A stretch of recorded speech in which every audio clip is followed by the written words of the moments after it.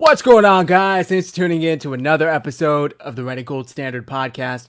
My name is Zach Hernandez, and as always, I am joined by my co-host, Mike Andrews of Nothing But Niners. Our guy, Matt Llewellyn, is driving home, stuck in that Southern California traffic. He will be joining us as soon as he gets home. Thanks for tuning in tonight. We got a ton of news to talk about, a lot to get into. Before I toss it over to Mike, if you're watching on YouTube, do us a solid, hit like and subscribe. Hop in the chat. We want to hear your guys' thoughts. If you're watching on X, do us a solid, hit like and repost. Hop in the chat there. We can see your comments. There's a lot that's happened since the last time we sat down here in front of these mics and cameras together, so we got a lot to get into. Now they got that out of the way. Mike, how you doing tonight? I'm good, man. Listen, we have so much to talk about, and I'm all excited for it, man. You know, this is injury season and all that stuff, and everyone's a little banged up. I'm a little banged up. I'm over here with my foot in like a brace. I got a foot injury myself, affecting my bowling and everything. So, you know, it is what it is. But, you know, I can't wait to break this all down. I'm excited to be in with you guys. And Matt will be joining us later on in the episode too. So you guys, I know you guys are looking for some of that heat that you guys have been following on X. I know you guys see it. So it's going to be a lot of fun. Shout out to everybody in the chat. Oh man, I am so hyped to get to this episode, man. Oh, it's gonna be a good one. Yeah, definitely. So, why don't we start with the breaking news? Obviously, about an hour ago, maybe, news breaks that. Let me share the post here. Per Rap Sheet, reunion. Free agent wide receiver Deebo Samuel is back with the 49ers. Sources say former Commanders in San Francisco pass catcher returns where it all began. 1 year deal up to $7 million. Deal done by Tory Dandy of Athletes First. Mike, let's hear your initial thoughts on this. All right, so you guys know that when Deebo was negotiating, he put a sour taste in my mouth, and I was completely over the Deebo Samuel experience. I didn't care that he got the deal done and all that.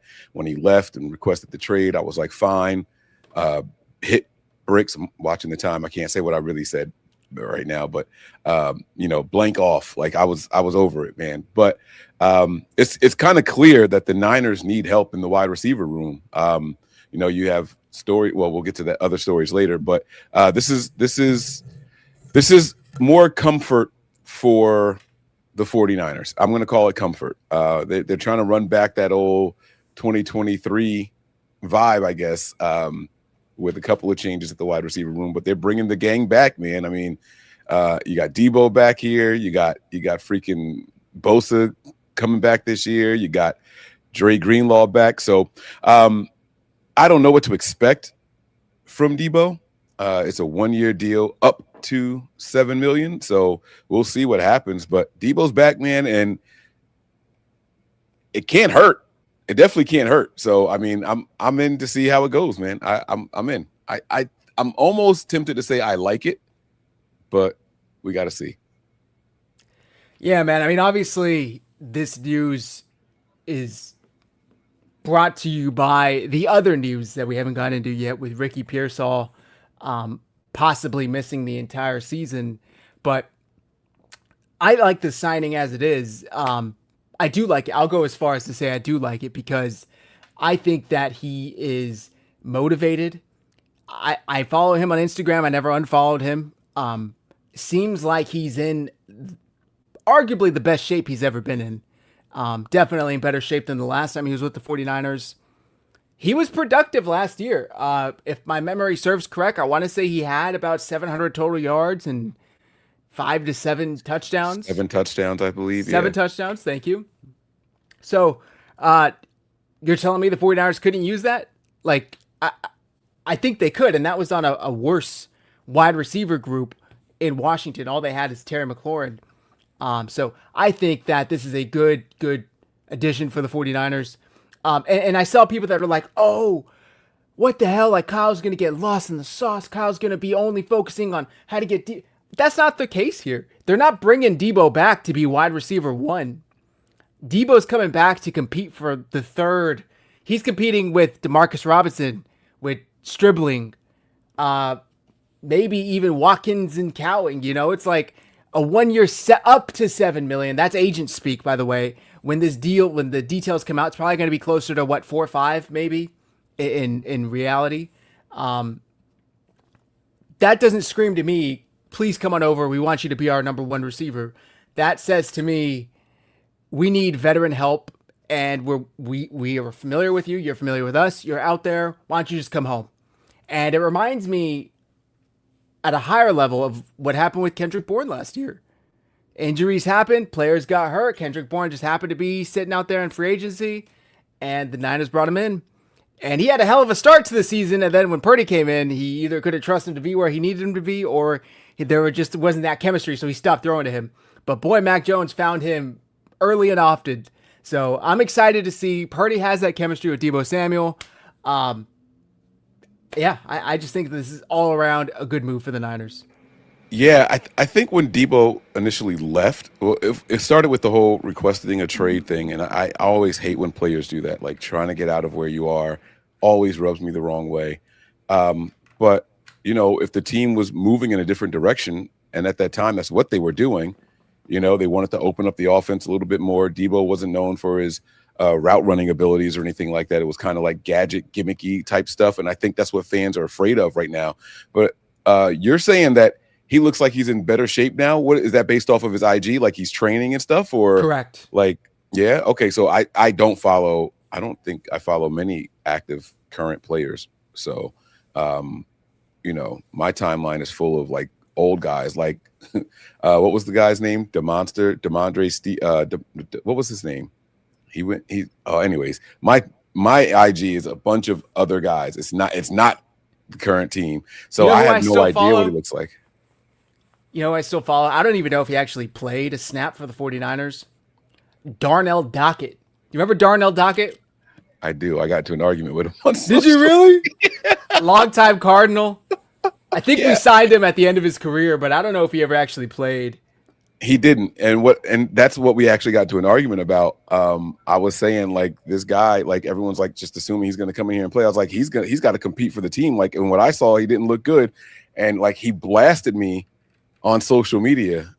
He saw the X post, he blasted me, and then he didn't make the team, and people were like, Mike, get him. I was like, no, because I didn't know that he wasn't going to make the team. I was just saying that I don't see what he was right during the preseason and all that. So it wasn't one of those things. But it's funny that you follow him. I follow guys still like Quentin Dial.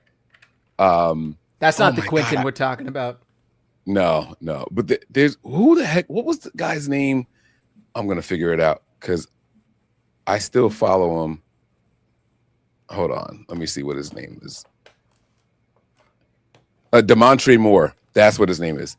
Demontre Moore. That doesn't even. I still follow him on. I know. Demontre Moore. Yeah. Yep, it's guys like that I find. Like these are guys that you guys are gonna be like, who the hell is that? Like, what are you talking about? So, but it is what it is. I think I am glad that Debo's back. You said something right before we hit start about Debo. What was it you said? Like, sorry, something if about I look, like distracted. I'm trying to figure out why my phone's not charging. I thought that I also was rubbed the wrong way by the way Deebo Samuel handled his contract negotiations, and I was, kind of annoyed with him and out on him at that time. But just since we've seen how Brandon Ayuk has dealt with everything over the past year, I view him in a completely different light. He is like the angel child now that never did anything wrong. And I said this to the guys a couple of weeks ago. It's like, who would have thought that we'd be sitting here and a year or two removed from Deebo Samuel, a couple of years removed from his contract negotiation fiasco, and thinking, wow, he is like the mature, insane one and more professional out of him and Brandon Ayuk. Like Brandon Ayuk looks like we should probably call in a wellness check with the police. Genuinely. And Deebo Samuel, he had a productive season with, by the way, the Washington Commanders, the one team that BA wants to go and fan for. Played with Jay Daniels, had a productive year. It's insane the juxtaposition as to what how things were a couple of years ago. We all sat on this podcast back in 2023 saying, hey, the Niners, if they have to make a decision out of who to keep, we all agreed it was Ayuk. Now, if we're talking about just performance, maybe that argument is still correct. However, a lot more goes into it, and he definitely is the better of the two. So it's just crazy. Yeah, that's what it was. You said, like, in comparison to the two, like Debo's an angel, and I think that's gonna help, like, my animosity or whatever. And it all stemmed from that cowboy picture. It's etched into my memory, like it's in my heart, is because of my complete Remind me hate. what that was. So during the negotiations, someone did like the jersey swap pic of him in a Cowboys picture, and like he liked it and reposted it. And I was like, oh, you want to be a Cowboy? Fuck you then. Now we're past the 8 minutes. Fuck you then. Like, that's how I felt. And it was, I said it to people. I said, I'm never going to cheer for him. If he makes a good play, good job for the Niners, but I'm never cheering for him again. Like, none of that stuff. So I'm happy to say that once you said that, you know, like in comparison, I'm like, you know what? You are absolutely right. And we're going to talk about Ayuk a little bit because of a post that he did when we get to some other topics. I am going to bring that up, but yeah, Debo, welcome back, Debo Samuel. And I think that deserves a round of applause because we need it. So thank you, Debo, for being available and coming back and helping out the Niners. You know, this is, you scratch our back, we can scratch yours. And this was good. He was sitting on a bench. I can't believe other teams weren't in on him. Honestly, I'm going to be completely honest. I can't believe other teams were in on him. And it says something about guys like a Greenlaw who has plenty of talent, guys like Debo who has plenty of talent, and that they want to come back, that they want to come back. So, you know, it's winning me over. I'm feeling better just since we started the show, 13 minutes in, and I feel significantly better than when we started. So welcome back, Debo, and all of you people who went out there and bought his jerseys when they were on clearance, and there were still some of those 19s floating around out there. It looks like he's going to be wearing 19 again. What does that say for Cowling? Is Cowling even going to make the roster now? I mean, it's so much you can get into. I don't know how you want to do this, but I'm happy that Debo is back. So forget it. I'll say it. I'm happy he's back. Yeah, I'm happy with it, man. It brings that camaraderie, that vibe back. Dre Greenlaw's back, like you said. Now Debo Samuel's back. Maybe we should go and find Jake Moody. I'm just kidding. Let's not get the full band back together, all right? I'm happy with just these guys. Excuse me, bitch. And I guess, like I said, the expectations aren't there. You know, they didn't pay him a ton of money. He's not coming off of, you know, a down year for the 49ers. Like, it's literally, hey, just come in and we need you. You're familiar. Let's just work together. Should we talk about why the 49ers need Debo Samuel, Mike? I'm looking at the time. I think it's a little too early for that. Then let's talk about Brandon Ayuk. You want to talk about Brandon Ayuk? So the issue is that, see, we're waiting for the accident thing too. There's two things I really want to wait for Matt for. It's the accident, and then it's Ricky Pearsall's injury. Those are the two things I want Matt to touch on. And if we have to, we can just revisit it because he's probably not going to be here for another half hour or so. So look, this is what happened. We know about the Kyle Shanahan accident and all that, but it's the post that Brandon Ayuk shared on his Instagram stories, and it is as low as you could possibly go. I'm trying to find it while you're here. So you know, it's just, to me, it's fuck Ayuk now. Like, making fun of something so serious is terrible to me. So he posted, "You can't win the race if you crash out. Keep your head up and stay in your own lane. You're going to win." So, first of all, go back to the first one. Where am I? The crash out thing. Like, does he realize that he's the one that crashed out? He's been crashing out on social media for 8 months now. Like, what the fuck is he talking about? Is that really what you're going to say? And then so Kyle comes in and he wants to clear the young lady's name and says, you know, look, I was the cause of the accident. I reached for my phone. I swerved into the other lane. I looked down and crashed. So to keep your head up when Kyle looked down to pick up his phone, stay in your own lane. He went over the line, and then you go and win. Like, I noticed that you go and win is extra. Like, it's almost like he wrote, keep your head up, stay in your own lane, and then was like, you go and win. Like, let me try to, change it up a little bit. Fuck you, Brandon Ayuk, officially. And now, if I'm the Niners, I'm definitely not cutting his bum ass. Yes. I'm definitely not cutting him now. There's not a chance in hell I am releasing you and giving you an opportunity to sign with anybody, anywhere. I own you. And as a black man, I shouldn't be saying that, but fuck that. Own his ass. I don't care. I don't care. I don't care. I like so much about what the 49ers are doing right now. I think that Dre Greenlaw is going to be an enforcer on defense. I think Debo is going to be an enforcer on the offensive side of the ball. He's the toughest wide receiver that we're going to have out there. I'm talking about physicality. We don't have Jennings anymore. It's going to go to him. So Ayuk, I don't need to see shit from him anymore. Fuck him. You can kick rocks, bro. I don't care. We got a super chat from Sean, member for 23 months. Thank you very much. Here we go. He says, I've been a member longer, LOL. Blessings, guys. Debo, really? We are here? Might as well get Trent Taylor. At least Debo knows all the cooks in restaurants. Can we call the season now? Much love. You're viewing this in an entirely different light than we are, Sean. No, I mean, look, Sean is letting that vitriol ride. And I'm telling you, as much as I wanted to be there, I'm just thinking I'm being selfish. Guys, you guys see it. These stuff on my wall. This is like literally a lifestyle for me. I'm talking bumper stickers. I'm talking clothing. I'm talking tattoos. So I'm all about the team. Debo is coming back to help the team. So I am not going to give him shit right now. I'm not going to do it right now. But I do want to say something while Sean's comment is there. If you guys go to my description, Sean and his family are going through something, and his GoFundMe link is in the description, guys. I'm not going to delve too much into it. The details are in there if you click it and read it. If you guys can send anything, every little bit helps. Every little bit helps. And if you can't send anything, share it to your social medias for us, please. We really, really appreciate it. Sean is a long time supporter of us here at Nothing But Niners and 49ers Hive, the 49ers community and as a whole. So please make sure you guys go and check out that in the link. In the next show, I'm going to have a different GoFundMe for another 49er family member of ours that needs our support. So guys, please go check that out in the description on the Nothing But Niners channel. All right. But yeah, just put Sean, it in the chat. Oh, okay. Awesome. That is awesome. Thank you for doing that.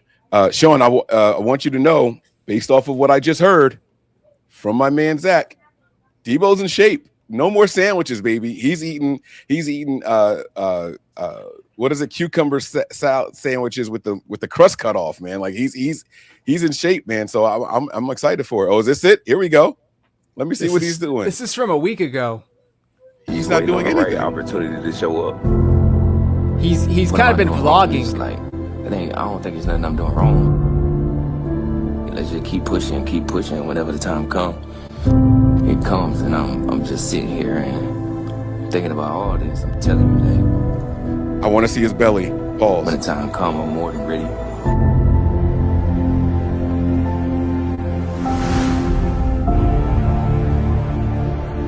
You gotta trust the process.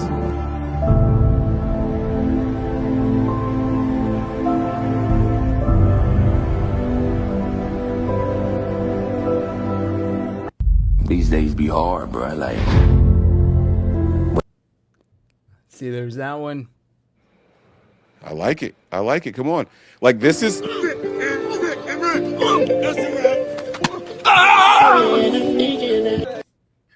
Yeah, no music. There we go. You're gonna blank that out real quick. But and see, this is what I like, right? You wanna get a job somewhere. Show yourself doing exercises, not playing catch with trees, Ayuk.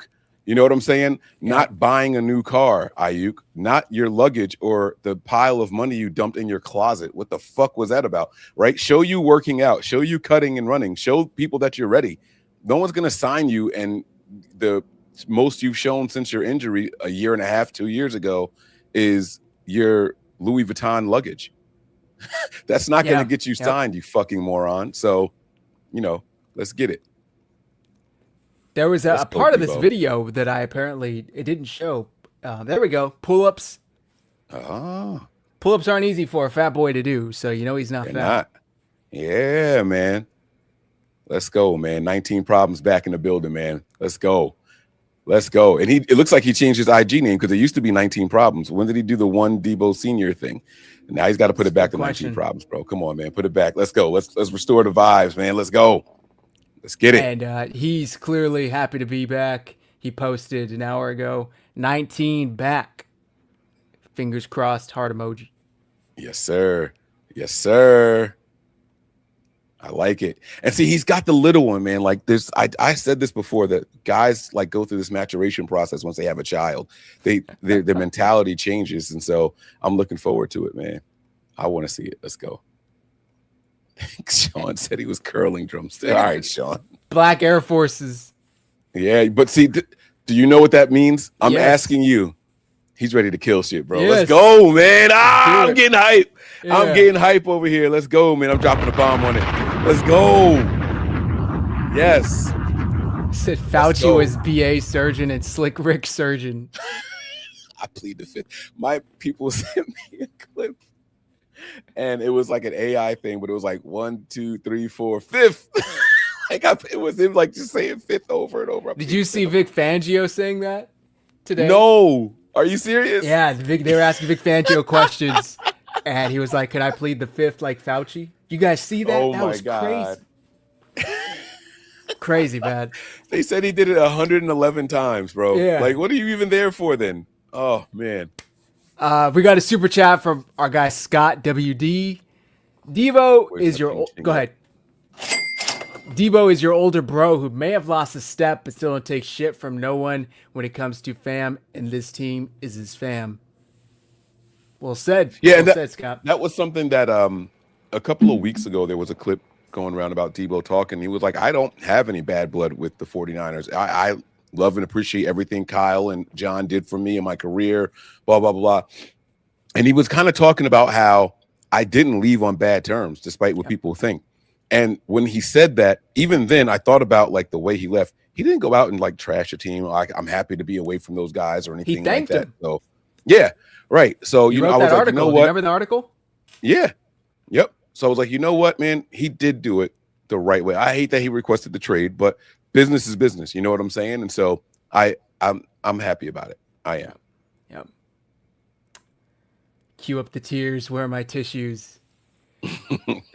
Oh no, that's for the end of the season, guys. We're gonna cry together as a family at the end of the season. I'm telling y'all, I'm feeling something, but that's a long ways away from here. My bad. I see our guy Matt is in the back room. Matt, give us a thumbs up if you're good to come in. Let's get it. We can get to the shit that we need to get to. Wait, we got another super chat here. This one is from Sean here. What do I do for the second one? Oh, the party horns. He says here. He's been curling them drumsticks. Look at the biceps. He's hating. Keep that Debo hate, Sean. I'm gonna need it later on, man. I'm gonna need it as the season goes on, man. Matt, how you doing? I'm good, man. Sorry I'm late. Fucking big round of golf at a place that was supposed to be really nice, and then the conditions were kind of dog shit, to be honest. That sucks. Yeah, it's all good, but it's what it is. Welcome to the show, man. Yeah, happy to have you. A bad day of golf is better than a great day at work, so I'll just say that. Hell yeah. People were yelling at us, wait to this. Don't discuss this topic without Matt. Don't discuss that topic without Matt. So we didn't touch on any of the ones that they want to hear from you for. Okay. Are we? What'd you guys say? Just Debo Samuel stuff? Pretty much, yeah. And I mean, let it Brandon wash Ayuk over post. you. I feel like Zach, you were there. I called this shit months ago that he was going to come back. I think you said it on the show. Made, it made too much sense. Like he's cheap. Like $7 million is cheap. So, especially unfortunately with another Ricky Pearsall injury. I don't know. I'm out. Best ability is availability. Ricky Pearsall, just another name in a long line of 49ers draft picks that didn't work out. So how explain to we got one more super chat here from Sean. I'll play a bomb on that one really quick. It says, excuse me, 19 blessings, but a route tree ain't one. I'm bad. Yes, keep that hate coming, man. Thank you for the super chats and everything, Sean. We do appreciate it. But we got to get to this Ricky Pearsall thing that that Matt was just talking about. How serious is a PCL injury, and the fact that he may now need surgery, like after all this time? Like, what the hell's going on? If he needs surgery, he's going to be out the entire season. And returns on a PCL surgery typically aren't great. Like it's like a I don't know. It probably helped, but who knows how much it'll help. It's just not good. And, you know, everybody's going to troll him for the videos of him dancing and doing all the stuff in the off season. He was running, and people said weeks ago with the sleeve and everything like that. You just don't know until you really get intense in like an NFL practice. Just everything else in the knee is going to be lax. So it's a possibility they might try conservative with the brace. In my opinion, if you are going to need surgery, just get the surgery. But either way, it's not good. The fact that it's still bothering him at this point is not great. Now, if I remember correctly, Christian McCaffrey had the same injury in 2024. Yeah. And he... Again, that's two different people in two different situations. You know what I mean? Like, no, you could have the same injury and two different players are going to heal two different ways. So looks like Christian McCaffrey's went like they expected it to, and Ricky Pearsall's did not. Now, the difference was that Christian McCaffrey, when he injured the PCL, just stopped playing. Ricky Pearsall was in, then he was out. Then he was in, then he was out. Then he was in, then he was out. And like, who knows if there was residual damage that he did while he was trying to do that. They probably should have just pulled the plug on him right off the rip. When I haven't heard that Ricky went to Germany to get the special nano treatments PRP or whatever the hell. Yeah. So do you think something like that would help him out, Matt? Potentially. The science is like questionable at best on that kind of stuff. And I think Christian McCaffrey went there more for his Achilles tendons than he did for the PCL. That was for the Achilles tightness. I don't remember it for the PCL, but who knows? It just seemed Christian McCaffrey stopped playing after the PCL injury against Buffalo, though. Like they just shut him down for the rest of the season. So I think that Pearsall trying to go and then not going and stuff, while I guess commendable for trying to tough it out, at the same time, he might have kind of put himself behind the eight ball. It's just amazing to me that somebody who made it through college without missing any games is now like this injury prone player. So okay. You used the phrase right there, injury prone. Is that what we're going to call this? Because it's just one lingering injury, right? Well, but he also, remember, he also had the shoulder injury in his rookie prior to getting shot. He had the shoulder injury, right? And then he had a hamstring for a little bit. He had a calf for a little bit. Now he has the knee. The knee is lingering. At this point, it's just kind of like your best ability is your availability, right? It's the same thing that we got going on with Christian Kirk. You know, Christian Kirk on the first day of camp is like calf injury, and you're just like, yeah, that's kind of what I thought out of Christian Kirk. That's what I expected. So when you look at Christian Kirk and you look at Ricky Pearsall, is it any wonder? And I know a lot of people are like, why don't they just bring back Deebo Samuel? They're trying out these other guys. So it's like, they always were going to bring back Deebo Samuel. These guys are just like, honestly, for Curtis Rourke to get some work, you know. Oh, is that what the corresponding move was? They tried out like 3 different guys. Yeah, Dwayne Eskridge and 2 other receivers yesterday. But obviously they didn't sign any of them. They were just there. But it was like Curtis Rourke throwing them the ball, right? That's just to get him some throws, mainly. Because you don't try out those 3 guys today and then bring Deebo back on a 1-year deal without having Deebo in the pocket already. Like they've been talking to Deebo for a minute. For sure. You know, this is not a new thing. And I think part of that was sealed when a lot of the players were going to bat for Deebo. Like, hey, he looks good. Like, bring him back. Like, all this shit. Like, George was saying it. Pearsall was saying it. So we'll see. I know that on top of the Pearsall injury, on top of the Kirk injury, I know that Jacob Cowing was looking a little bit shaky in the first couple days. I think they just looked at their wide receiver room and they're like, shit, dude, we don't want Juwan Jennings, you know, a situation where Juwan Jennings and Demarcus Robinson are wide receiver 1 and 2. Again. And I look at it and it's like, Mike Evans is clearly wide receiver 1. As long as Mike Evans is healthy, he's going to be wide receiver 1. I mean, you can't argue with that pedigree. He's got like nearly 11,000 yards receiving. Like he's a future Hall of Famer, whatever. He's like the guy. And apparently he's been cooking people. Like he cooked Diamador Lenore day one in camp. So like, okay, fine. And then Stribling to me, just the highlights that I've seen, and I know it's just highlights against air. The one thing that I like that translates, whether it's air or not, is the fact that he goes up and attacks the ball with his hands. I love that about him. I think Stribling might be like a dude. And if you have Evans and Stribling 1 and 2, and then you have Deebo Samuel running his little gadget plays and shit, or like his little slot work, his little slants underneath or whatever, and then you get something out of like Jordan Watkins or Demarcus Robinson or Jacob Cowing as a fourth wide receiver, that you're shaping up fine. Because Chris McCaffrey is going to get like 100 fucking catches too. So, you got plenty to go around. It's not going to be a situation where Juwan Jennings is your top guy and he almost has 1,000 yards, right? Which obviously is just a credit to Kyle Shanahan. But yeah, like bringing Deebo back made too much sense. And like, I know there are people on both sides of the fence, and I know I've shit talked Deebo or whatever, but I'm not going to shit talk Deebo on a 1 year, $7 million deal. Like, come on back. You're going to be better than a lot of what you can find. So if he comes in with his head right and he comes in head down and whatever else, he saw what the grass was on the other side. He figured out that it wasn't greener. He who shall not be named is the only person who apparently thinks the 49ers are a shit organization, because everybody else has who has left has come back. We talk about, Deebo Samuel. Okay. You got Dre Greenlaw. They outright cut Kyle Juszczyk, and he was like, nah, I don't want to go over there. I'm just going to come back for less money. You know what I mean? Trent Taylor left, came back. A lot of these guys leaving, coming back. You've seen it multiple times. So there's something in the culture here that people want to come back and play. It's just the one fucking guy. And there's people still carrying water for that dude, thinking that it's not him. It's him. It's him. But, be that as it may, I'd rather have Deebo Samuel as an option on this team than going to bat with unproven guys. Or again, no shade to Demarcus Robinson, but he's done less in his career than Deebo Samuel has. So like, yeah, if we're getting 85% of what Deebo was in his best season, that's going to be better than what 100% of Demarcus Robinson is, in my opinion. Let's get it, man.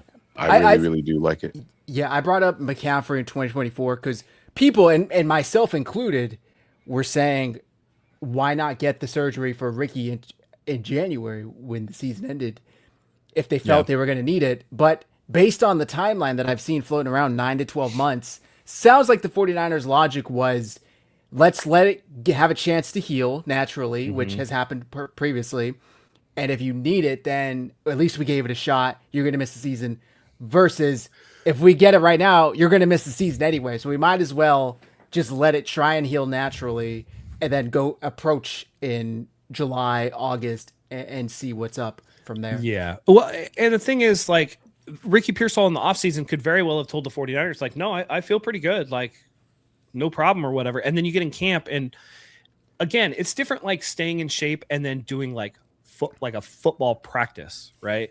Like even when you're out there running routes, like they were showing him running routes and stuff. That's at Ricky Pearsall's pace. That's not at like the 49ers pace. And there's a reason why guys can work out all off season and not get an injury. And then they show up to an NFL camp and it's like, shit, I just pulled my hamstring. You know what I mean? There are different levels to it. There's different intensity, different expectation, different cadence that are going to cause you to get in trouble with that. So I think that once he got into an NFL training camp and just the overall, just not just the speed of the reps, but the amount of reps and the intensity of the reps cause that knee to swell up and really be a problem that it wasn't otherwise. And I think we should make it clear. It's not like he tore something again or whatever. I think that he came in and they were like, we are going to monitor this extremely close. Look, if you can't go, we've got you for 2 or 3 more years, right? We're going to figure this out right now. And then 2 more years? Yeah. No way in hell to pick it up that 5th year at this rate. But but that's if they wanted to, they could. So let's shut you down for 1 of those years. Let's get you the surgery and everything that you need and get the recovery. I think that he came in and they were like, we are monitoring the shit out of that knee, and any type of sign, little swelling, Right. It's not like you got to re-tear something. We're going to say, all right, we're going to shut you down. No, if it just is flaring up on you faster than what we think it should be, we're just going to shut you down and get this taken care of. We'll bring Debo in and you relax and you'll be back next year. We'll worry about that. We'll be okay. And I think that was what happened. I don't think it was a serious injury. You don't hear about him being carted off or anything like that. No. It was none of that. It was none of that. People were there and watching him. Yeah, it was just something that happened in the locker room after practice. All right, guys, let's go ahead and make this decision. Let's stop prolonging this and go ahead and get it taken care of. Yeah. And that's not to say that when he gets imaging done, they don't find something ancillary that they didn't see before, because that was one of the things that was being talked about amongst some of the doctors that follow the 49ers and stuff like that, is that like there's some laxity sometimes with the PCL that you'll actually end up finding a different injury along with it that maybe you didn't see at first. So it's not necessarily just the PCL on the knee. And so there's potential that they could find some style of like brace that will allow him to like brace that knee enough to where you're not having some of that tibial shift that's going to cause some of that, swelling and irritation to the knee. So it's not necessarily surgery, but at this point, because it is related to that PCL injury, they have to at least put it on the table. Which is what Mayoko came out and said. I have the post here. When it was initially reported, he was dealing with knee swelling yesterday. Wide receiver Ricky Pearsall has knee swelling at the 49ers say is related to the PCL injury he had last season. He is being evaluated. He is not practicing today. And then he quoted that saying, the 49ers have concern about Ricky Pearsall's condition. The knee plagued him for a long period of time last season. And today he was on KNBR, and I could just play the clip here. Cruciate ligament is an injury that oftentimes heals on its own. And that was the expectation last year. He injured that thing, he came back, kind of re-aggravated it, and just he had a difficult time shaking that. Well, the idea was, or the thought would be, that it would heal on its own through the off season. And it doesn't appear as if that has happened. After the first 2 days of training camp, which he ran all the routes, he wasn't limited in any fashion. He experienced swelling in that knee, and now it's kind of back to the drawing board. So, if surgery is required, he's going to miss the season. He's going to miss the entire season. And I know, even looking at it objectively, you're like, gosh, this happened the second day of training camp where the swelling became so bad that they have to back him off and kind of seek medical advice and determine what they're going to do. The idea and the reason the 49ers didn't, kind of push the envelope and have him experience the surgery earlier in the offseason is because the expectation was that it could heal on its own. And if they had decided to have the surgery, say in February or March or whenever, you're not giving it the full time to recover on its own, but also you're probably going to miss the season anyway. So I think that they made a calculated attempt to hope, I guess, that thing would heal on its own like it often does. And once it didn't, or it hasn't, now it's time for the 49ers and Ricky Pearsall to decide what they want to do, because now I guess if you have that surgery, you got to look ahead. This is his third year in the NFL.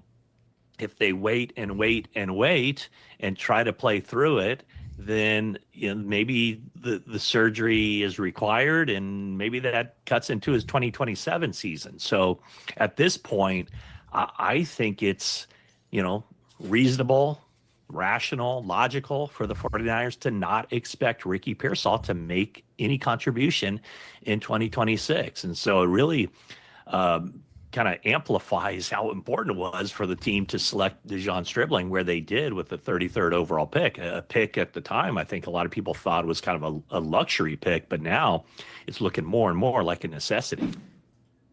I want to piggyback on that really quick. There was two things that he said there, that they were considering the surgery earlier in January or February and all that. I want to remind people before we start killing the Niners and why they let them keep coming back and all that. The Niners were in a playoff window. Like they had secured a playoff spot in week like 14 or 15, right? It was all about seeding. And then if we can get to the postseason, it's all hands on deck because we got to put it all out there and see just how far we can get. Maybe we can get lucky. We were beat up. We all know that, but we were still in the postseason. So you got to go out there and put your best foot effort, your best foot forward. So they needed him. That's reason one. You don't shut him down during the season last year. Then what Matt said right there. I mean, sorry, Matt. Yeah, it is Matt Mayoko. What he said at the very end was surgery in January, February. Well, now you're showing your hand once you get to the draft. You know what I'm saying? Mm-hmm. All these reports came out after they selected Stribling at 33. He was high on a lot of people's boards. There were a couple of teams that had him as the best receiver, but they weren't. That wasn't their biggest need and all that stuff, right? All those stories came out after the Niners selected him, and I'm like, was that real? Was that not real? Whatever. But here's the thing: had the Niners had Ricky Pearsall go get that surgery early, knowing what was going on with Ayuk, everyone's going to know they're going to get a wide receiver here, and so there's a chance that you don't get the guy that you want. So you get a replacement. Pearsall 6'1".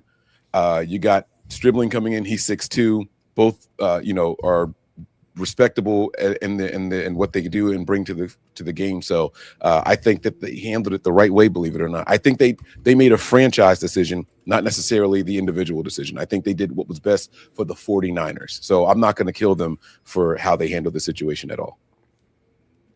Yeah, I mean, also, I can't disagree with the logic. It's like I think surgery most cases is like worst case scenario, right? It's like you want to try and avoid it. If something's going to heal on its own, I think the three of us thought surely the 6 months of an off season would be enough for it to heal on its own. Why not allow time to take its course and just allow it to heal? We'll come back next season and hopefully it'll be good to go. Mike, I think you made a good point where it's like they could be monitoring this from a point of any little thing we want to be extremely cautious over. And like it was initially reported, knee swelling. It's not like it buckled and he fell and, he had to it's just some swelling and they're being very, very cautious over it. I just think that the 49ers are in a good spot with or without him. Obviously you'd like to have him. He's a hell of a talent. He could be competing for the number one spot on this team when healthy. But I think they've set themselves up to where they have enough insurance. If he can't go, they'll be okay. Like they will find a way to keep the offense running, especially with the acquisition of Mike Evans, drafting DeJon Stribling, who by all reports appears to be a dude, So I just think that if you got to get it, you got to get it. And hopefully, but the thing that scares me is Matt saying that surgery is kind of meh. Even then, it's not, great return. So that does worry me, unfortunately. But this is millionaire surgery, right? This isn't like us going through that. This is, I mean, the advances in the way they do these surgeries now. I mean, we say it every time there's a serious, we feared ACL surgeries just a decade ago. You know what I mean? And so people are coming back in 8 months, so it's not this. I'm not saying it's not the same. I'm not the medical expert by any stretch of the imagination, but I like that they monitored it and said, all right, we can do it now and just see what happens. Yeah. I mean, if it doesn't work out, it doesn't work out. Yeah, pretty much. I mean, that's what you got to go with. Again, I don't disagree with them taking the conservative approach. Again, it worked with Christian McCaffrey. It works with most athletes. It just didn't in this case. And it's unfortunate, right? Especially because of the player that it's happening to. And he's kind of building a rep for, his body failing him and everything like that. And, when he's healthy, the most disappointing part is he's not a shitty player. Right. If he was a bad player, it's like, who cares, right? But when he's out there on the field, you see the potential for him to be a really good wide receiver. His potential is there. When he plays, he's really good. Mm-hmm. As far as pure route running, he's probably the best route runner on the 49ers, and it's probably not that close. Yeah. So, I don't know. Maybe he needs to go back to 14. Debo needs to go back to 19. Let's stay away from number 1. That number seems to be pretty cursed right now. So let's put that in mothballs for a little while. Hopefully they can figure it out. But at this point, I think part of the reason too that, Mayoko didn't really say is that if he does have the surgery in the off season, maybe they try to rush that timetable to get him back at some point and don't give him the full ability to heal. If he's going to miss the entire season with this, they need to do it now, because if he's going to miss the entire season, let him miss the entire season. Let him have a full year to rehab this thing, because a full year from now is next year's training camp, which would put him right back in line to start gearing up anyway. So if he's going to do it, just do it. At this point, I'm not counting on Ricky Pearsall to do anything for the 49ers in 2026, which is a big reason why they brought Deebo Samuel back. And drafted Stribling. I mean, it's clear they were aware. I mean, Stribling just risk. looks like he's really good. You know, I think that part of the reason why he didn't shine as much in college is the offense that was being run. Right. And you said that. I did a show with Wayne a couple of weeks ago, and I said right away, like, and this was expecting Pearsall to come back. I said, I think by week 7 or so, once he gets his feet in and everything, I said, I think Stribling is going to be wide receiver 2 at least. I understand where they line up and all that. I'm talking about options when it's time to throw the ball. I think he's going to be that good on this team. So I'm really excited for this kid. I can't wait for them to put pads on, though. That's when we're going to really see what he can do at the pro level. And my thing is, if you watch the highlights of him, there's been some bad thrown balls his way, and he just goes up and plucks it out of the air. He tracks it. He tracks the ball so freaking well. And the thing is, like, we always talk about hand size with quarterbacks and stuff, right? Deshaun Stribling has 10-inch hands, like bigger hands than Trent Williams does. So he's got paws, man. He's going to go up there and grab that shit. I love a wide receiver that will go up and attack the ball and catch it with his hands, because those are the type, one of my criticisms of Deebo Samuel, which he's really good a lot of times, but a lot of times he'll let the ball get into his body. And that's when he has the drops, right? When he tries to trap it against his body. Those shoulder pads are going to bounce. You know what I mean? You're going to get a lot of bounce off the chest plate of the shoulder pad, and that's an issue. But like Stribling just goes up and just boom, hands just right there and just plucks it out of the air. I think that's a really good skill to have. I think he's going to be a better pass catcher than people think. And if he can get out into the open, I mean, he ran a 4.36. He's not slow. So you're talking about a guy who is fast and, might not have the short area quickness that some of the guys have, but he has long speed. So if you get him on, like an in-breaking route and he has space in front of him, good luck, dude. And I think we're going to have a good time watching him. I think he's going to contribute a lot more than some of these other rookies have. That part. Yep. Well said. I'm excited for the addition to see what Stribling can do. Gosh, I was going to say something totally lost my train of thought. Going through some of these comments. Steve says, can we start a petition to dig into the 49ers medical staff? What are they hiding? Why is everyone getting hurt? It's Dustin Perry. He's been there the entire time. Fire his ass and get him out of there. If you guys didn't catch the joke, Tony Farmer, or whatever the hell his name is, started a petition to look into Kyle Shanahan's car accident and get the footage released.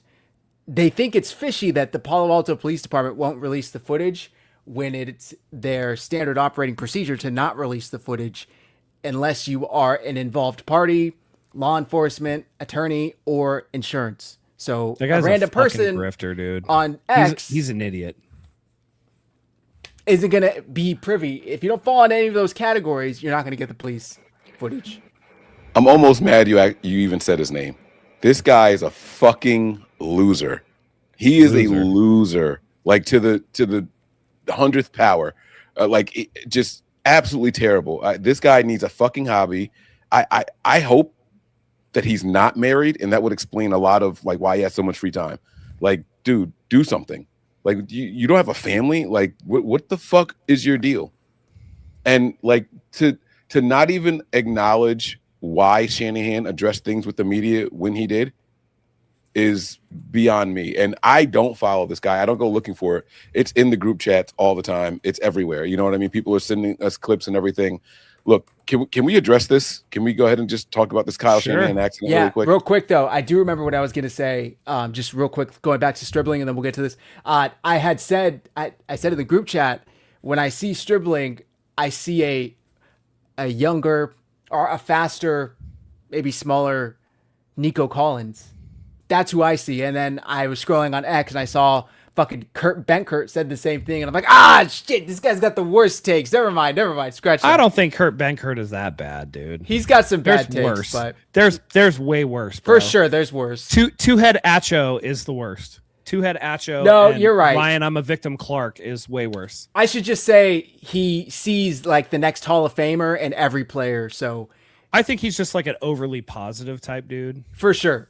Yeah. You know what I mean? Like he just said I don't see him really throwing shade at anybody. But yeah, but that's who I see. That's who I see in him. Okay, let's get into this car accident.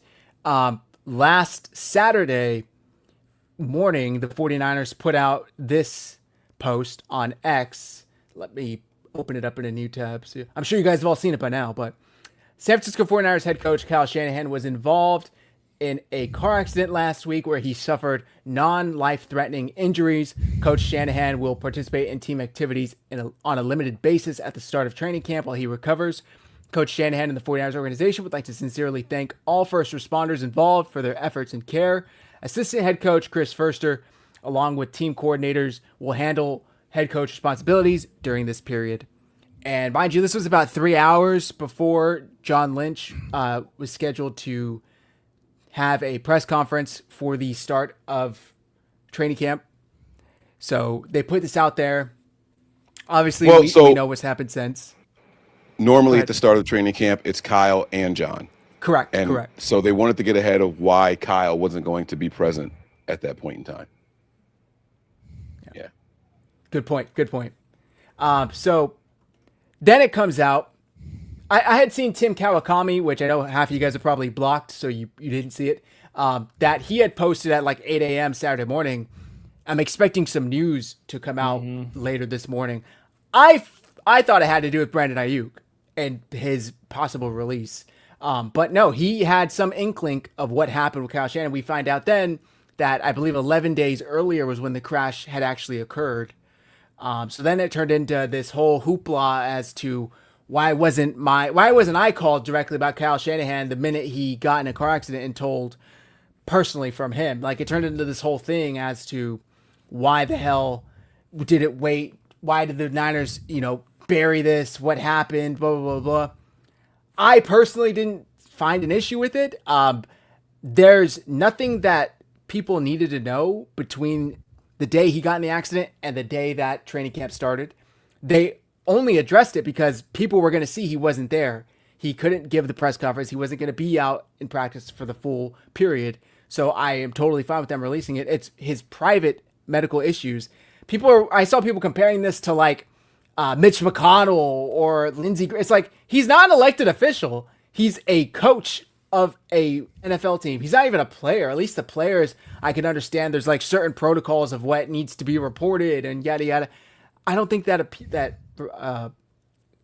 works for coaches. That applies to coaches. At least correct me if I'm wrong. And then it spurned this whole conspiracy theories where they're hiding something. I saw people yesterday saying that I know, what's up with this 21-year-old girl he hit. I bet you anything they're hiding that he was having a relationship with her and they're having an affair, and that's why they tried so hard to bury it. I'm sorry, what? And when somebody asks this person, what are you talking about? He's in the NFL. NFL players and coaches beat their wives all the time. I'm sorry, what? He got into a car accident. And I'll shut up after this, but like maybe the confusion and the controversy was that the initial reporting was that it wasn't Kyle's fault. It was the other driver that was at fault. And he had his phone in his hand, but he wasn't cited. It wasn't deemed to be, texting or anything like that. And then Kyle made a point to call these beat writers into his office and correct the record and say, no, I was at fault. My phone was on my lap. It slipped onto the floor. I went to get it. When I looked up, my airbag was exploding in my face. He had 40 stitches on his head, almost lost his eye, broke his hand, had a severe concussion, and I think broke some ribs, if I remember correctly. So it was a pretty serious car accident. So maybe that's why the conspiracy theories and the anger and the need to delve into it more came up. I'll pass over to you guys. Well, let me, before Matt jumps in, let me jump in and say this really quick. I was not upset with people when we found out that it happened 11 days ago that we didn't hear about it, right? Like Kyle Shanahan, the 49ers, this is, this is a top 10 franchise in the United States of all sports teams, not just NFL. Of all sports teams, this is a top 10 organization. And to hear that their head coach got into a serious accident, I wasn't upset with people saying, well, how did we not hear about that earlier? That's not the part that bothered me. That I think that's a normal question to ask. How are we just now finding out about this? Like Tony Romo got pulled over and the videos were online the next day. You know what I'm saying? Like the sobriety test and all that kind of stuff. Right. But that's a pullover thing. And that's different than a car accident. So Criminal. I do get that. But I'm not upset with anyone who was wondering sincerely, how do we just find out like such an important figure in sports was in a serious accident and we're just finding out about it. That didn't bother me. It was the digging. And you were saying that it was reported that the young lady was involved or was at fault. It wasn't necessarily reported. This was people requesting the documentation from all these different outlets, and they found that it blamed her. That's when Kyle decided to make the phone call for all the beat writers to come into a little room, and Kyle was going to address it. And it was said that he wanted to clear the young lady's name. She did not do it. I have not communicated with her because I think it's weird for a 50-year-old man to be talking to a 21-year-old. So I've been communicating with her father, and we want to make sure that her name is clear. That's why he even called the meeting with the beat writers in the first place. He wasn't going to address it with them at all. And during that meeting with the beat writers, if you guys haven't seen Grant Cohn, I give him a lot of shit, but he did a really, really good episode with his father where he was basically going through how that meeting went. And he was saying like part of the concussions is that Kyle just starts crying. Like he just starts crying out of nowhere. And he was like, he cried for about 20 minutes of this meeting. Like he would be talking, then you hear his voice, his eyes would start watering, and he's like dabbing his eyes, like trying to get the tears out. He would get composure and then keep talking, right? It was a very, very good. I don't ever tell people to go watch Grant Cohn stuff, but you guys should see that episode with him and Lowell, his father. It was a really, really good episode that they did. So if you guys haven't seen it, go check that out. But it was the only reason they addressed it was to clear that young woman's name. That was a mistake. That was a clerical mistake. And we want to clear that up so people aren't trying to find out who she is, trying to dox this young lady and start blaming her for shit before it gets there. Like he wanted to get ahead of it. So kudos to Kyle for doing that. Not necessary, not required by him, but it was the right thing to do. So I wanted to give Kyle his props for that. Right. And he promised her dad that he would do his best to keep her out of the media and all of the drama that comes with that. Matt, eager to get your thoughts on this. I've seen you going back and forth with some dummies on X. Yeah, so listen, I don't even blame the 49ers for, or any of the reporters that kind of knew, or anybody else for not saying anything. First and foremost, it should be about the recovery of the people involved.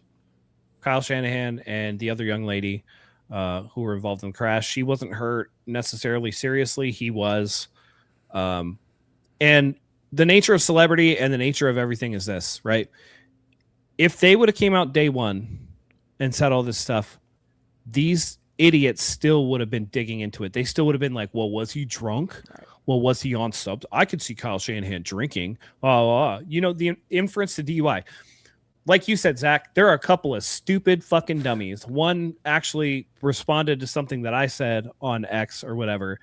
And I pointed out, I was like, are you the same one that tried to insinuate that Kyle Shanahan and the girl that he hit had known each other prior to the accident? You're that person? That's you?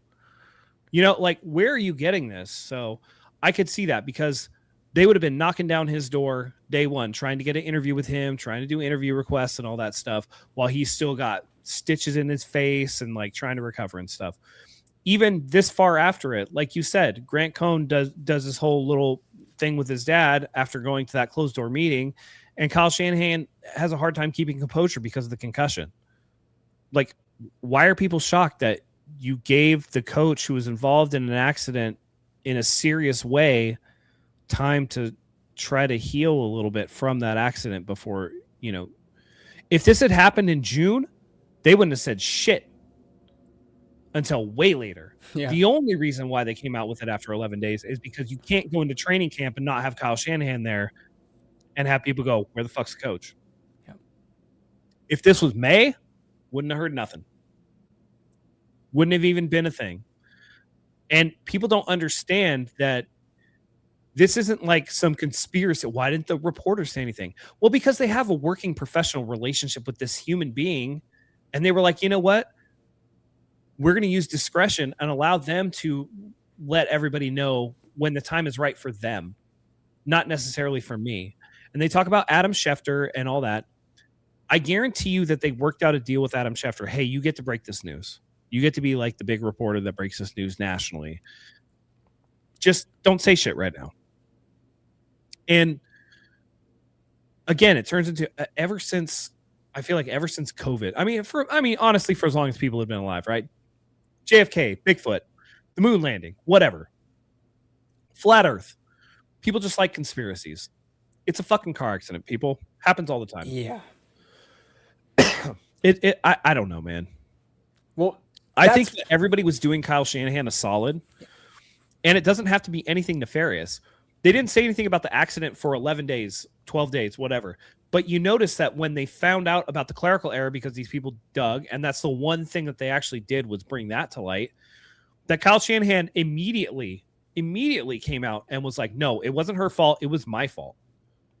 And people are still like, well, why aren't that person that Zach mentioned has a tweet out right now about, hey, I made this article free for 36 hours. After that, it's going behind a paywall on my Substack. Come and read this shit. It's a grift, people. It's a grift. And that coward won't say anything outright. He will insinuate without actually saying it so that he has deniability. And then he'll let the low IQ, mouth-breathing, short bus riding motherfuckers in our fan base to go out and say the shit for him. And then he'll go, wow, that's interesting. Oh, yeah, I can see it. But then it's not my opinion. I didn't say it. I'm just investigating. I'm just doing an investigation. I just want people to know the truth. It's a fucking grift. Yeah. He's a con artist. And he's drumming up this shit in people. And of course, like, we have great people in our fan base. That's great. We also have some real fucking dummies. Some lint lickers out there for sure.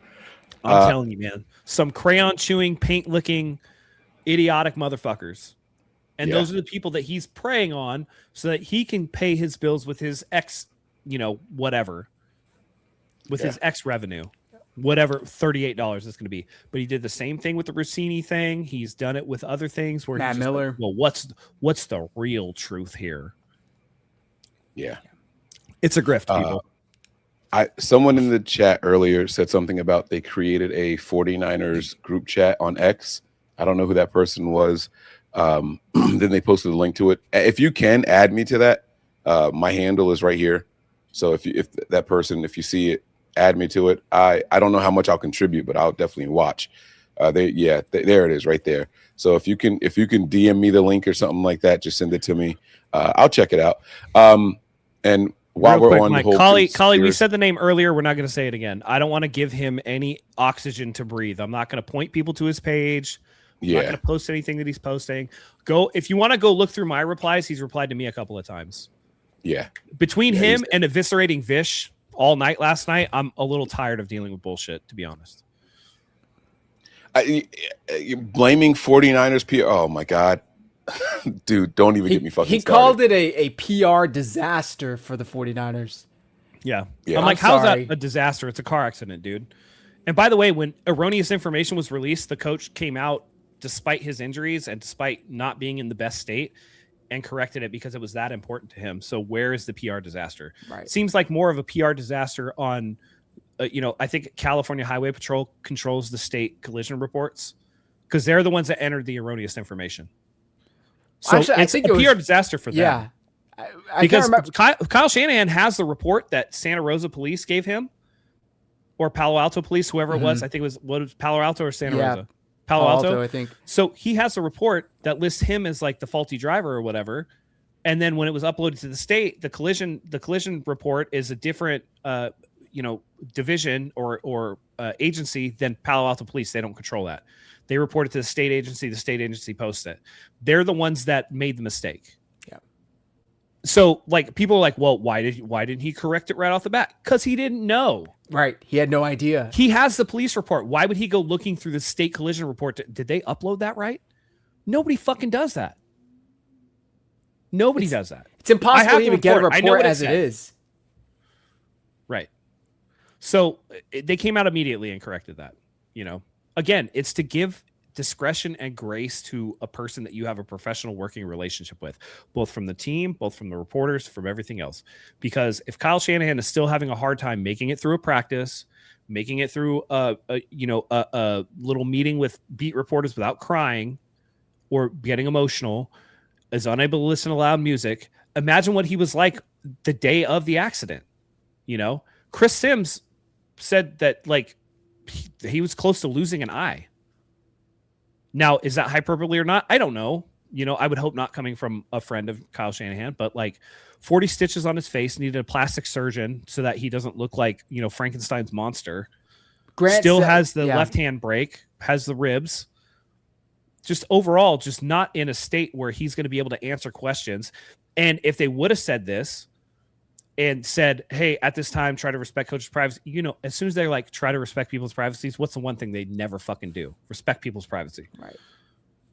They would have been breaking down his door, trying to contact his wife, trying to contact all of his friends, trying to contact the team to Trying try to to find get all who these the answers. lady was to talk to Right. her. Right. Grant said that from what he was told by Kyle Shanahan, when he reached down to get his phone from that fell, the visor and the garage door opener is actually what cut his eye. And he said that it kind of went over his eyelid.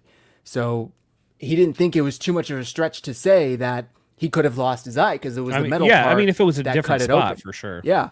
Inches. We're probably talking about inches. Someone posted a picture of Kyle in his car. I don't know if you guys have seen it yet. And he's driving the Tesla. He's got the one with the smaller steering wheel. So I'm assuming it's the autonomous one. I don't know. Probably the excuse Model me. X. And if they show the visor, he's got 2 or 3 garage door openers on there. So, I mean, yeah. If that's all the same, that's a lot of metal and hard plastic that's right at eye level. You know what I'm saying? So, yeah. Mike, comments for you. Who was worse for Mike yesterday, Vish or the dude that would curb stomp him? That dude couldn't curb stomp him. I don't know who the dude was, but the tough funny guy. thing is, all these people that live in the city he said he lives in, where he was like, oh, come find me. People hit me up right away. Shout out to Tanya, who was in the chat, or she was at least earlier, was like, I got people out here. You want us to go find? No, I don't want harm done to the guy. I that's not what I want. But he blocked me, so I didn't even get to see his trash talk. Yeah. What a pussy move. No, hey, Mike, I said it in the 49ers Hive chat, the one that you weren't part of. I was like, dude, I live not too far from Oceanside. I'm business. We can do business. If we want to. That's what I'm saying. Don't talk shit to people that you don't like. It's just the weirdest thing in the world. You know what I'm saying? But and then the thing with Vish, I said that people are saying really stupid things for clicks and engagement. And I don't get it. And then he responded with me oh, well, your profile says you're a social media influencer. I'm sure you do the same thing. Wrong. I don't post when I'm going live. You won't see clips on my X account of me talking unless I'm retweeting something that someone else did. I don't promote my own shows. I don't do self-promotion. That's not what I do. I do my shows, and if you follow, you follow. If you don't, you don't. Now, maybe I should change it and start going live from my X when we're doing these things. Maybe it'll get a little bit more engagement. I have no idea, but I'm not wired that way. Part of my fault since we started Nothing But Niners that I don't promote. That was Nick's thing. Nick was excellent at promoting and tagging and posting. I don't do that shit. I just want to talk. And if you find the channel, you find the channel. I don't give a shit. So, and then Fish ended up following me. So if I had to say who was worse, it was the block curb stomp guy because he didn't even let me finish engaging with him. So, yeah. Yeah. Just really, really dumb Damn. take in my opinion. Vish didn't follow me. Sad. Well, you guys went back and forth for a while, right? Yeah, and he just had this circular argument that made no sense. Mm-hmm. Yeah, I don't know if people think I'm the typical person who's just going to get mad or whatever. I'm just I'm going to point out the dumb shit you're saying. And it doesn't make me mad that you're saying it, but I'm going to point it out and I'm going to dig my heels in. And when you move the goalpost, I'm going to be like, no, you moved the goalpost. Now you're talking about something different. We need to go back to what you're addressing here. And you try to post definitions and shit. Someone said Vish is like 17 years old. Motherfucker, that dude's like 38. I don't know how Vish is. I don't know. He's probably in his 20s. I don't know any. I don't know much about him at he's all. early And it's not a 20s. knock. It's not a knock. Vish the person, I don't know, so I can't really say. Does Vish think he's better than me? I don't know. I don't really care. He can think he's better than me if he wants to, but like what he was saying was wrong. Right. What he was saying was not rooted in reality. What he was saying was the same insinuation type thing that a lot of the conspiracy theorists were saying. The team didn't know anybody's shit to say anything about the accident. They really didn't. They didn't have to say anything. They didn't owe it to anybody. It wasn't controlling a narrative. That's what he was saying, controlling a narrative. And I'm like, in the common vernacular, controlling a narrative means that they're actively trying to hide something or like hold facts to like paint a different picture of whatever. But Kyle Shanahan came out as soon as it was like, oh, the lady was at fault. He was like, no, it was me. Hand up. It was me. That's not controlling a narrative. And he was like, well, the definition of narrative can include facts. And I'm like, maybe the classic one, but definitely not in the current vernacular and not in the way that you were meaning it. You know, the facts never changed. He was in a car accident. They didn't say anything. Doesn't matter if they said anything day one or when they did. He was still in the accident. He still had the injuries. It was still his fault. Whatever. Like, I don't know what the conspiracy is here that everybody's looking for. And I'm like, dude, what you're doing is the same shit. Not to the level that people who are insinuating DUI, but saying like, what's going on here? Like, why didn't they do that? It's a little suspicious. Like, not suspicious at all, man. They made a discretionary choice. That's all it was. I felt like that PR post was trying to cling to the attention that guy was getting from that. And that's why I made the post that I made to Vish. But while we're on conspiracy theories, this has nothing at all to do with football. I see all kinds of funny stuff, and somebody shared something in my family group chat, and I got to present it to you guys. Right? So this woman is in her kitchen, and she has a full chicken. Now, it's not alive. It's a plucked, like ready to roast or cook chicken. Okay? And she shows a body. And she says, why do we think that this is what this would look like if we just added skin to it, right? And the chicken did not look like the chicken that we know it to look like with feathers and shit, right? Okay. She says this is her conspiracy theory. So why don't we think that the Tyrannosaurus Rex bones are bones of a dragon?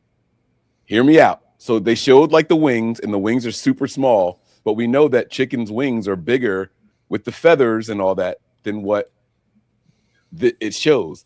So she had the chicken, and then she had like an AI graphic of make this chicken look like a dinosaur, and it had little arms.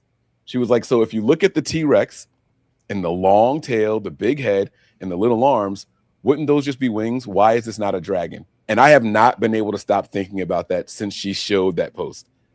Like, is it possible that the T-Rex is actually a dragon? Like, or the little arms for the wings, like to expand? And I don't know. I'm just throwing that out there to you guys. I am someone who is always entertained by conspiracy theories. This one got me. I'm not going to lie to you guys. It got me. I just want to know your thoughts on it. I mean, chickens are flightless birds, so like, of course, they're. That's not true. Chickens can fly. They can't fly. They cannot. Chickens can. They can glide. Yes, they can glide. They can't fly. They get up. No, they do not fly. They do not fly. I've seen chickens do not fly. They don't fly long, and they don't fly well, but chickens can fly. I'm telling you that they can. Not fly. in the listen. Not in the way, bird sense. Not in the way that like normal birds can fly. I'm talking correct. Like they can hover and get off the ground, but they're not. They're technically flightless birds because they don't technically fly. Yeah. If you put wings on a T-Rex, it would be a flightless dragon. It would not be a flighted bird at all. So I get it because common thoughts on dinosaurs have gone from they were lizards to their like bird predecessors or whatever. But I like this comment. Papa J, you're absolutely right. Chickens can fly as much as Michael Jordan can fly. Michael Jordan can glide distances too. Okay, we can't really fly. All right. I love you guys. I just want to throw it out there. Zach, you're being extremely quiet. Listen, come on. chickens. T-Rex chickens dragon, can yes fly, or no? Come on, man. Here, for all my video game heads out there, chickens can fly the same way Mario can glide with the little raccoon tail. Okay. If you just Google "can chickens fly," it says yes. I'm just telling you what it says. It says chickens can fly, but are only in short, clumsy bursts rather than long distances. That's all I was saying. And I like what you said, Matt, that if the T-Rex did have it, it would be a flightless dragon. So what's But if the there were question? wings there. How do we not know that a T-Rex is a dragon? Well, yes, like the little arms don't like. And How would that by the way, dinosaur Mike, be so dominant with those little arms? I think that here's my maybe it was- caveat to the chicken thing too. It's only wild chickens, by the way. Domestic chickens are too fat to Yes. fly. Yeah, that part is true. Yes, Only I do wild know that part chickens. is true. Okay, I want to make that clear. The chickens that we eat, the chicken that lady probably plucked, too fat to fly. 100%, absolutely. I agree. I would also imagine it has, I don't know, something to do with weight. I mean, what's the biggest thing that can fly out there? Because ostriches can't fly. I mean, you even look at a pterodactyl, at least what we think they were like. They're smaller, they're aerodynamic. There's nothing about a T-Rex that says to me it could fly. I do understand. I get what you mean, because I've seen articles of people bury like dog bones, or they bury like elephant bones, and they have like a scientist come and recreate it based on what they thought it was, thinking it was like an old fossil, and they draw this like crazy sketch of like some Tasmanian tiger or some shit looking, like, and in reality it's just an elephant, or it's just like a dog, like. So I get what you mean, Mike. I get the question. Yeah, it was just fun. It was just something fun to bring a little bit of, I guess, brevity to the conversation. All right. I wish I could find that post. I wanted to share it with you guys, but I can't find it. Like, I thought it was hilarious when I saw it, man. I was like, oh my God, what if she's right? But with the pterodactyls, like you said, they also have like the thin bones that extend. You know what I'm saying? Like bat wings. Right. And so the simple question would be, are T-Rex bones hollow? Like, hollow bones are why birds can fly. They have the bones, but they're hollow. And so they're, the density and all that stuff. And that's what gives them. But that, that's it. Yeah. All right. That's all I got. All in all, we're all happy that Kyle Shanahan is okay. Yep. He's still dealing with the concussion symptoms. Hopefully he's back within the next, few weeks or so, and back on the sideline, back to coaching, and glad nobody was seriously injured. Honestly, as long as he makes it by week 1, that's all that matters. Clay Kubiak can call the offensive plays for the preseason. That's what he's going to do anyway, so doesn't really matter. Mm-hmm. Yeah, I agree there. Are we trading for Vita Vea? Oh, Probably not. I think that trade already happened, and his name's Osa Odigizua. Yeah, right. At a much cheaper contract and a younger age than what Vita Vea is going to want at 31 years old, and he wants a new deal. Okay. Would be cool though. Now, do you guys buy into, like, is this part of the negotiation? Like, he just wants a new deal? I think it's most likely Yeah. he doesn't get moved at all. But then again, they're dealing with it with Baker too, and Baker's like fucking pissed off, and he's like, it's extremely disrespectful. I told him as soon as training camp gets here, I'm done negotiating for the season. They're trying to screw over their franchise guy. So maybe they're just not good at negotiating with their star players. Here's what I would say. Vita Vea at his position is a much better player than Baker at his position. Yeah, but I think you could survive without Vita Vea. Could they survive without Baker? Probably. With who? I don't know. I don't. Next year. Well, I I'm don't talking know about this that. year. Yeah, I mean, listen, Baker's going to play. That's the thing. Yeah, true. And they could always tag him. Right. I say, now hear me out. Save the picks, save the money. Wait a year or two. Go get Tristan Wirfs. Maybe he's up for a deal, and maybe he is having negotiation problems there. I don't know. Just saying. Yeah, you never know. We will see. Time will tell. I have another question for you guys. Back to, Niners who are on the roster.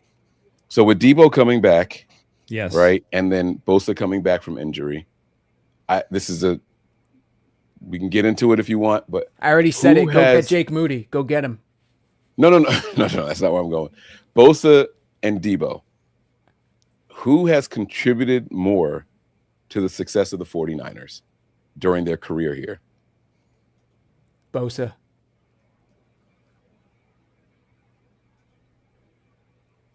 I think I would Bosa's had also more say Bosa, to be honest. consistent. Debo peaked, and then it was kind of downhill from there. Bosa's been pretty level.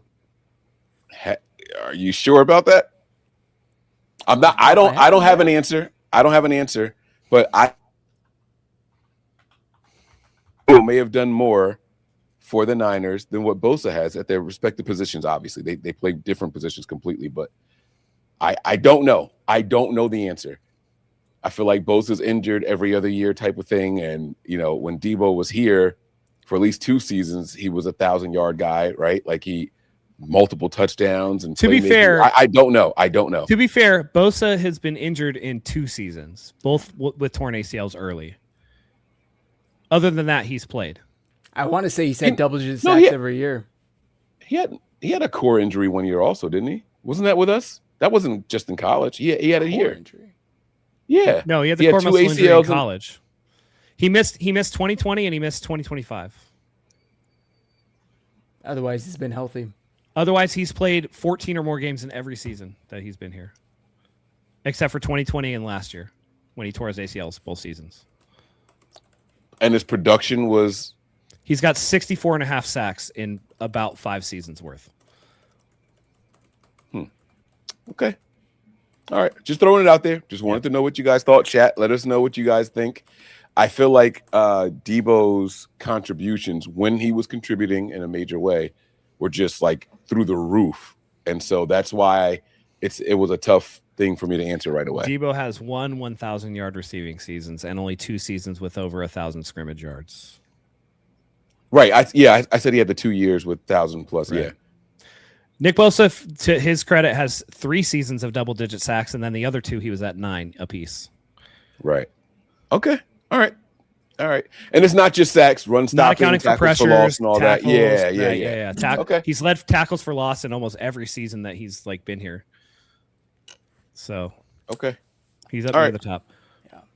I saw, by the way, just random. I sent you guys a private chat message. I saw a video from Guy Haberman. And he was talking about Ricky Pearsall and Mike Evans and Ricky Pearsall's injury. And he made a good point that as good as Ricky Pearsall has been for the 49ers since he's been on the field, that hasn't translated to the red zone. He only has 1 red zone target out of 200 red zone snaps or something like that. 0 touchdowns in the red zone. Now they have Mike Evans, who I think can be that Devontae Adams type player that he was for the Rams last year. How much do you expect Evans and now Debo coming back to improve the 49ers red zone offense, which, by the way, was pretty good last year when Purdy was in there. It's not like it took a fall off without Debo or Ricky not being effective in the red zone. I mean, I think Evans alone is going to make the 49ers really good in the red zone. And not just for Evans. He's going to free things up for everybody else. Because if you got to worry about 6'5" Evans going up and mossing everybody, then that opens up things for George Kittle. It opens up things for Christian McCaffrey. It opens up things for everybody else. So, Stribling, who will go attack a ball with his hands, right? Is some of those ones in the back of the end zone, right? Not necessarily like a pure 50-50 fade route or whatever, but some of the ones that you have to pluck that's going to potentially go kind of like a half throwaway. You know what I mean? Like the ones where it's like, well, if he's not getting it at the back of the end zone, nobody's going to get it. Does he pull 1 or 2 of those down? Because he's in single coverage because of Mike Evans. So I think they're going to be a lot better. Yeah. Agreed. Mike, any other thoughts? No, I agree. I think our red zone efficiency jumps drastically, especially if Brock can stay healthy.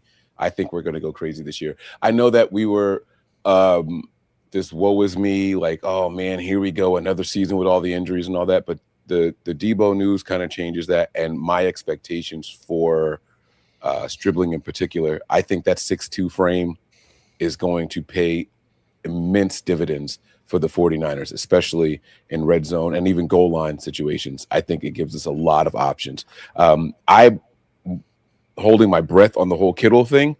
Outside of week one, we'll see what happens. But we have a lot of really, really good weapons in tight space. A lot of good weapons. I even think Debo could be one of those guys that catches a 1 yard pass and, first and goal from the 5. Debo catches the 1 yard pass with 2 blocks. We have a lot of options right now. And Kyle, if he can get his head clear, will be back in his bag. By the way, not to go all the way back to the Kyle thing, he said something else too. I saw this in the Grant thing, that this is his first concussion. And what Grant said was that Kyle was talking about, I'll be all right, I'll get back. But you could hear the fear in his voice. I've never had a concussion before. It's my first time. And he said something along the lines of it felt like Kyle was trying to convince himself as opposed to saying it with confidence. And so, when he said that, I immediately thought about the running back Javid Best. I don't know if you guys remember, he played for the Lions. He played a game against the Niners. He got a concussion, and that was literally the end of his NFL career. I didn't even realize it was against the Niners. Yeah, he never got back on the field. He was in the NFL for another 3 years and just kept going back on IR because he could not clear concussion protocol. And so that was something that threw a lot of caution to me. So hopefully Kyle does bounce back. Hopefully it's not as serious as what it could be. But just hearing all the symptoms and all that stuff, it was something that I thought about. But if Kyle can get back, if he can't get back, I do think that we'll see a difference. You know what I mean? I think that he can help put game plans and all that kind of stuff together. But play calling responsibilities will not be his if he can't get back in the booth. You know what I'm saying? And I know he's on the sideline, so I'm just saying that as a statement.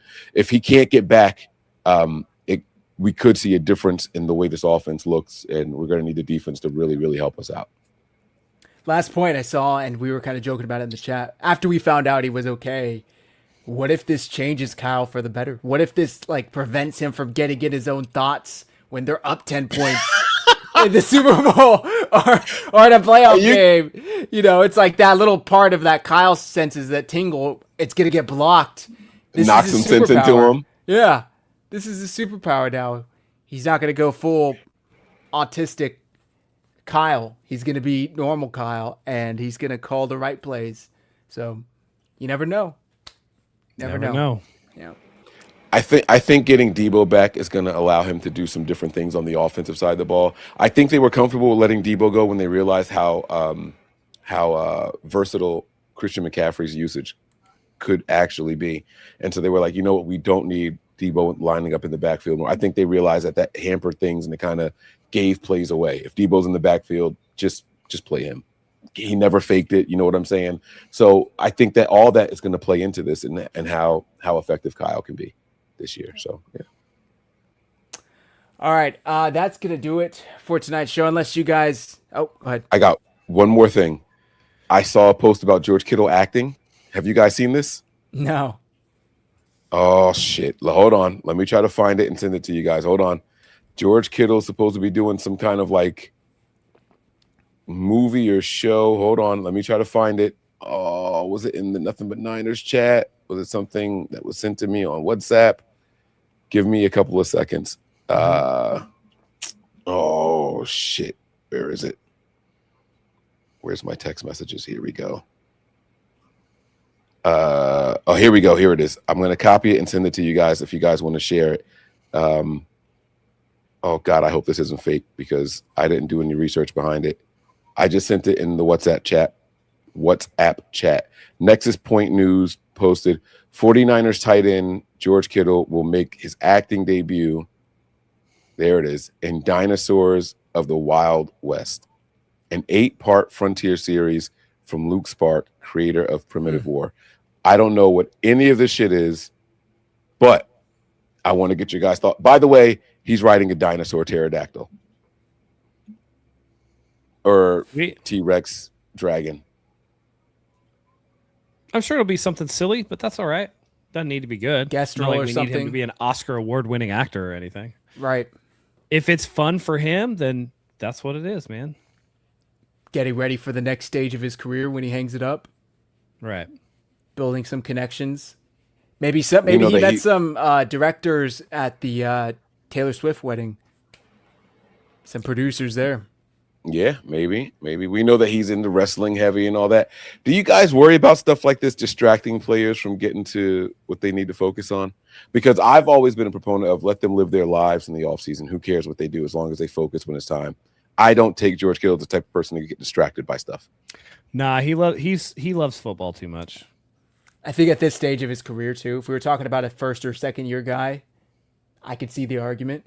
But at this stage in his career, he knows what he has to do to go out there and play well. Yeah. Well, and it's not like he's not pushing for week 1 as well. Right. So it's not like he's sandbagging or anything. He's trying to get out there. So interesting. It happens with all of them. And that's all I've got. I have nothing else. I saw that, and I immediately thought of Vernon Davis talking about his Captain Torpedo. That was long. I think he was with the Washington Commanders when that happened, actually. I'm thinking of him on ESPN where they tell him, you can act, and then he starts crying, fake crying, and it was bad, man. All right. But that's it. That's all I got, man. Nothing else for me. All right. Well, Mike, I'm sure the folks already know. Please let them know where to find you, find premium 49ers content. Now that the season is ramping up, tomorrow's the last day of a month without football for like 5 months. Feels good. Yeah, guys, if you guys aren't already there, patreon.com/NB9ERS. We will be live I'm going to try to do this. Every show that's on YouTube will be on Nothing But Niners Patreon as well. A lot of people don't want to pay for Sunday ticket. I just heard that, is it YouTube Premium or YouTube TV or something like that, is getting the ESPN and NFL package now? Or is it just NFL Network, or is it the NFL Network's package? going to ESPN, so then ESPN is going to they're all marrying them together, it sounds like. But that's something you got to pay for. There's a cheaper option if you guys want to watch Niners games on game day. It's patreon.com/NB9ERS. Get there. We'll be bling blinging. We'll be out here supporting those of you who support this. I don't, but this will be me right here. So make sure you guys get there. Bonus content and all that stuff. And then if you guys are watching on the 49ers Hive channel, make sure you guys come over and subscribe to the Nothing But Niners channel on YouTube. And if you're watching on the Nothing But Niners YouTube page, come and subscribe to my guys over here on 49ers Hive. They do a lot of good work. Appreciate you, Mike. Go subscribe, guys. Patreon.com/NB9ERS. By the way, I see Jordan Schultz posted that the Commanders had interest in bringing back Deebo Samuel, but he ultimately chose the 49ers over the Commanders. So suck that, you commies. And on that note, Matt, please carry us out. Yeah, listen, weird start to training camp, weird start to the season, but that doesn't mean it's not going to be a good one. So join us here for content throughout the season. We're back. It's going to be coming hot, heavy, and regular all the time. So join Mike, join Zach, join myself as we hopefully have a great season of 49ers football. So that being said, we cannot do this without you guys. We appreciate your love, your support. So until next time, go Niners.